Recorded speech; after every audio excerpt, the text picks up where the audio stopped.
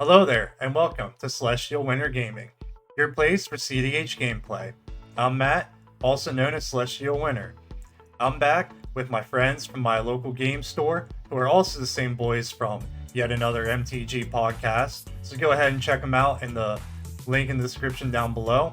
But anyways, we're looking at one blue deck and 3 turbo decks in this pod, and well, you can see the length of this video. Let's see how this turns out for everybody. Let's go ahead, jump right in.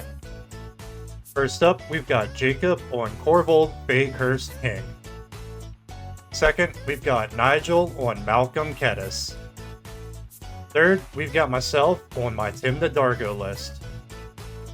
And last, we've got Trey on Rakdos the Muscle. Okay, so we are recording. I'm good to go. Everybody got hands? Y'all. All right. All good. Anybody got any pregame effects? I do. Oh. It's just a gemstone. Oh, it's not a late line. Get rid of void? us. No. Could you imagine? Oh my gosh, I'd cry. Yeah, That'd be hilarious. Maybe I'll play it just for you, Jacob. All right, Jacob, go ahead and take us away. I'll get a draw. That's a pretty good draw, actually. Polluted Delta. Fetch the Delta.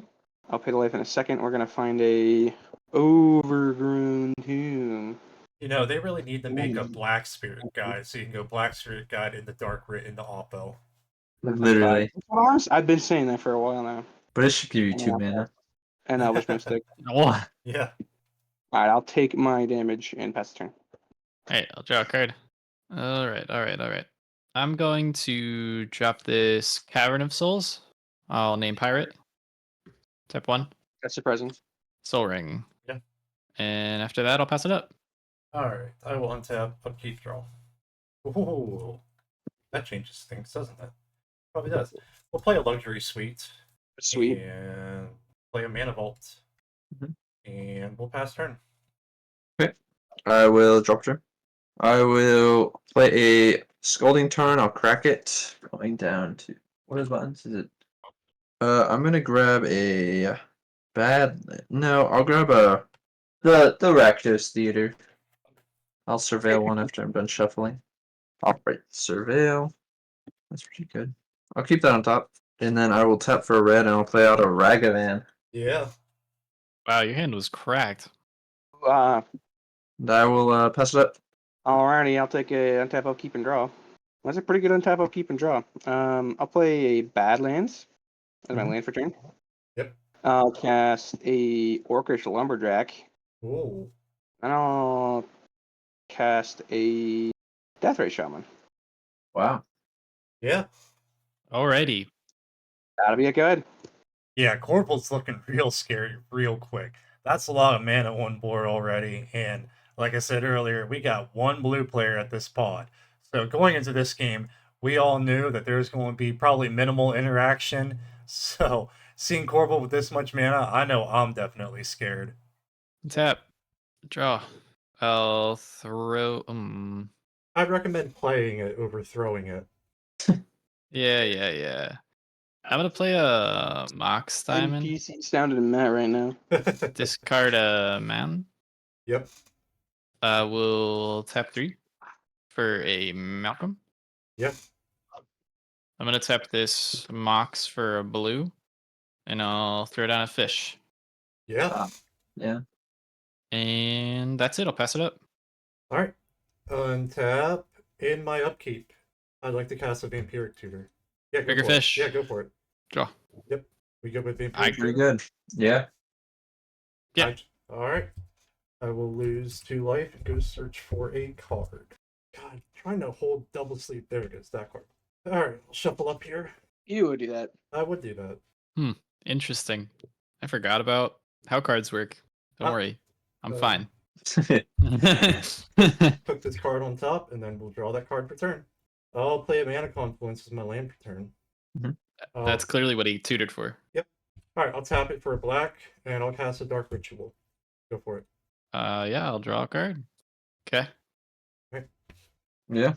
3 black floating. Use 2 of it and tap this Mana Vault. Uh-oh. I'll cast an Nauseam. Yep. I support Jesus. I pass. I have a fish draw. Yep. Yeah, I love to say I'm passing on it. You're passing on it. Let's go, baby. Yeah, so I played with Nigel a good bit at this point, and I swear to God, he always has a counterspell in his starting hand. Plus, I just drew him like 3 cards off of that fish. I was surprised, honestly, that this ad nauseam resolved. But I kept the hand, and that's all this hand did, so I went for it anyways. We got this ad nauseam resolved. Let's see if we can close this out. Oh Alright. no. Land, Maybe he'll die. static prison. I doubt it. Offering. Okay. Memnite. Green Ulcer. Lion's Eye Diamond. Bloodstained Mire. Jessica's Will. Korvold Ritual. Hurricane Signet. Land. Sacrifice. Ranger Captain. Slow Saddle. Land. A Dam. Land. Bluecaster. Warrior. Birdie. Keep those 3-mana cards coming. Mox Diamond. Impure Recruiter. Look at these right now. Fear in the Abyss doesn't kill me yet. Let's see here. I have to think about this for a second. How much mana can I make? That's 1, 2. Give me enough to do that. Check it then. Okay. We'll see. We'll look at a couple more. We'll do patient. Now you gotta flip here. Yeah, do it. Keep flipping, keep flipping. Yeah. We're going to stop there. And either Nigel will draw into interaction or I'm dead. Or I got it. So we'll see how this goes.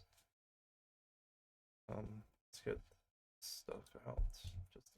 Okay. Alright. Let's start out. I'll play a Lotus Petal. You may draw. Draw a card. I will play Mox Diamond. You may draw. Draw another card.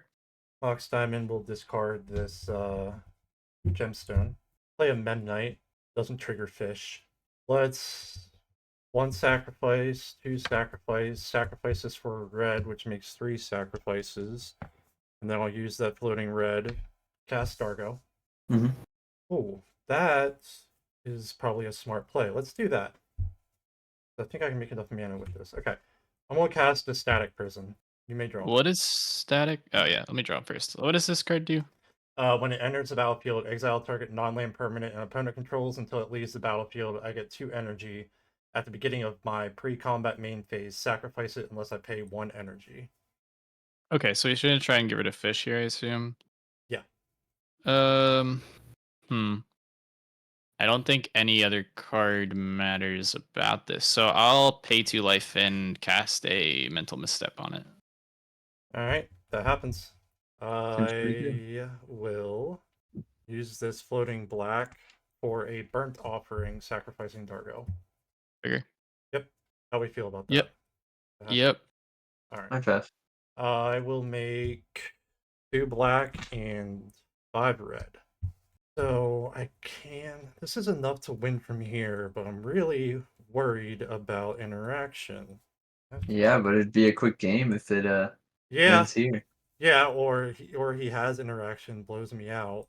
So I have 3, 6, 9, 10 cards in hand.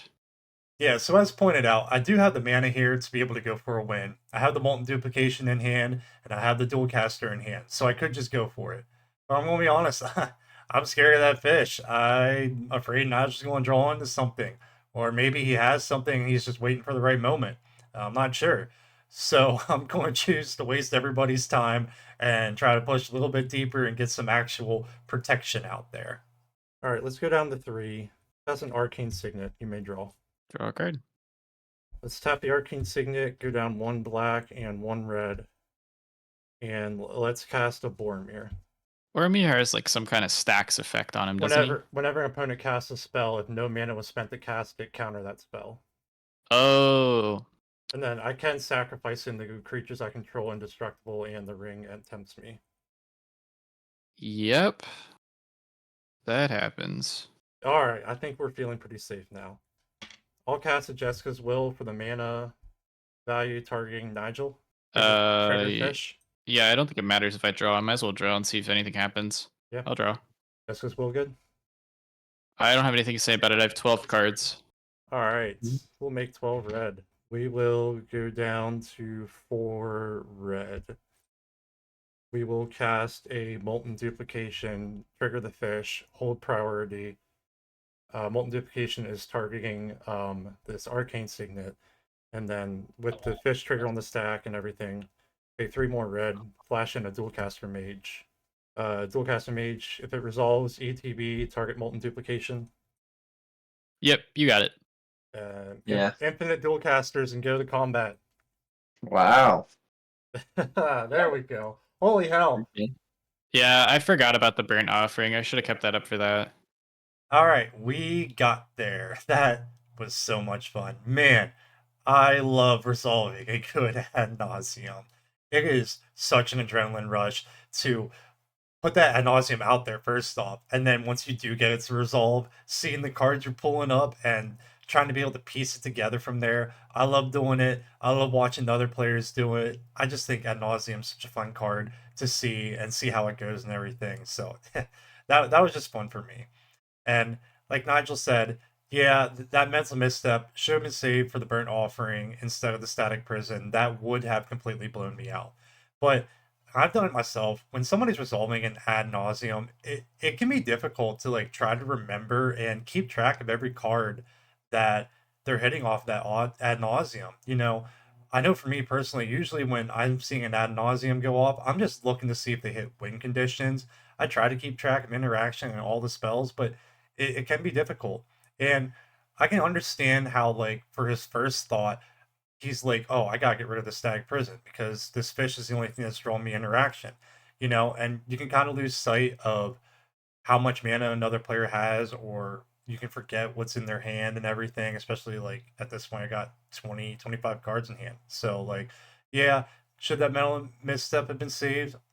But it's completely understandable why it was used where it was used, at least to me, you know. So great game, guys. You know, Nigel, Jacob, Trey, we've been friends for a long time. I love playing with you guys. Thank you guys for being on the channel, and I'm looking forward to showing some more videos with you guys. So everybody out there watching, hope you like this content.